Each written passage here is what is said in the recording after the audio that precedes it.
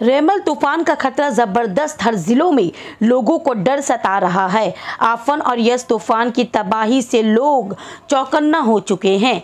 पिछले कई चक्रवातों के अनुभव को देखते हुए रेमल चक्रवाती तूफान के लिए तत्काल कार्रवाई की जा रही है। चक्रवाती रेमल कल तटीय के क्षेत्र में टकराएगा। इस तूफान को मद्देनजर रखते हुए बजबज ब्लॉक 2 में प्रशासन नदेखाली के क्षेत्र में निवासियों को माइकिंग करके रेमल चक्रवाती तूफान से अलर्ट किया जा रहा है। इसके अलावा जिनके पास कच्चे मकान हैं उन्हें आज रात तक प्रशासन दूसरे सुरक्षित घरों में सुरक्षा किए जाएगी। नदीखाली थाना बजबज प्रशासन और बजबज 2 के अध्यक्ष सुब्रत बैनर्जी की देखरेख में ये सब हो रहा है। सुब्रत बैनर्जी के बयान की प्रशासन आज से सक्रिय है।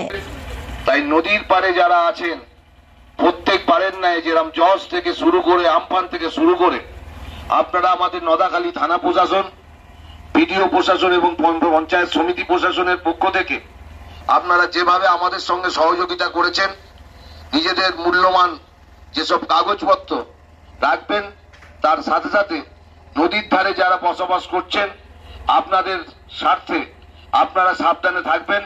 প্রত্যেকবারের ন্যায় এবারেও আমরা প্রচার করতে এসেছি। নদাখালী থানা প্রশাসন এবং পঞ্চায়েত সমিতি এবং বিডিও প্রশাসনের পক্ষ থেকে আপনাদের সহযোগিতা আমরা একান্তভাবে চাইছি। আপনারা আমাদের এবং আমাদের সহযোগিতা করবেন।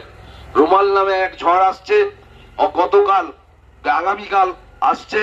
অতএব আপনাদের নদীর পাড়ে যারা আছেন, মাঝি যারা আছেন, নৌকা যারা আছেন, নৌকা তারা রাখবেন না। আজ বিকালের মধ্যে নৌকাগুলোর আড়াই যেরকম ভাবে রাখেন, আমাদের সঙ্গে সহযোগিতা যেভাবে করেন সেভাবে করবেন, এই আশা আবেদন আপনাদের কাছে রাখছি।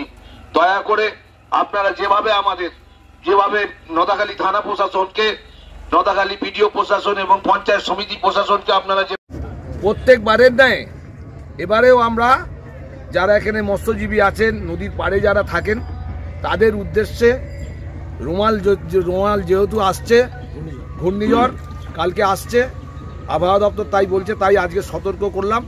এটা আমরা প্রত্যেকবারে নদাখালী থানা প্রশাসন, বিডিও পঞ্চায়েত সমিতি প্রশাসন থেকে আমরা প্রত্যেকবারে জজ থেকে আমফান থেকে যত ঝড় সব এই এলাকার মানুষকে আমরা অ্যালার্ট করি, সতর্ক করি। তাই এবারেও একই জিনিস করলাম।